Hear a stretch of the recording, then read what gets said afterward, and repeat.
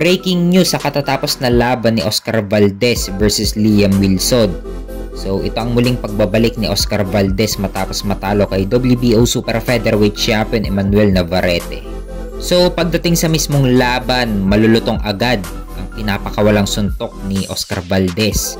Pero kitang-kita talaga na matigas ang Australiano.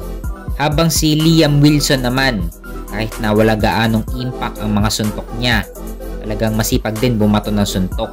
Makikita mo kay Oscar Valdez na lefok talaga ang pamatay niyang suntok. Habang nakikipagpalitan ng suntok kay Liam Wilson, talagang makikita mo kay Oscar Valdez na uhaw siya sa panalo.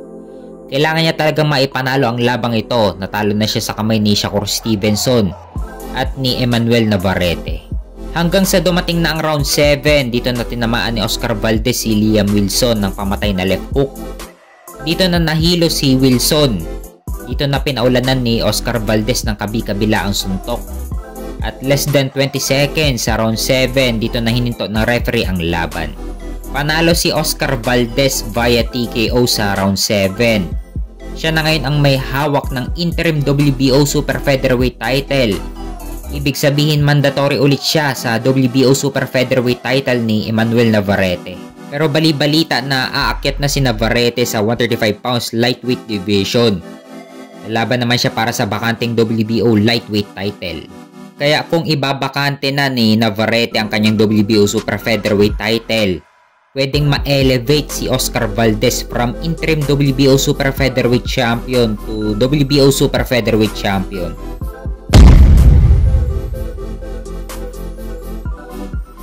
Sa kabilang banda naman, kasado na sa March 30 ang laban ni WBO Super Welterweight Champion Tim Tszyu versus Keith Thurman. Pero hindi sinanction ng WBO ang magiging laban ni Tim Tszyu kay Keith Thurman dahil wala naman si Keith Thurman sa top 15 rankings ng WBO sa Super Welterweight Division. At isa pa, sa Welterweight Division lumalaban si Keith Thurman, pero may isa pang announcement ang WBO.